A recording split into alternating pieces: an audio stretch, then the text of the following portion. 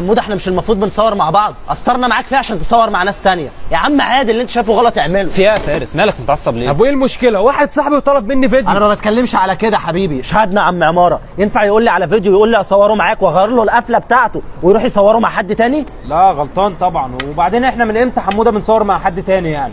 روق روق بس ابو الفوارس. يا عم حقك عليا، انا اسف. ما عندك انا وعماره اهو، قلب في فيديوهاتنا هتلاقينا ما بنصورش مع حد تاني حتى لو صاحبنا. انت عملت لي في السكوتر اللي جبته لك من يومين، السكوتر اللي كان بينتش وبيعطل في المطبات ده. ايوه الله ينور عليك.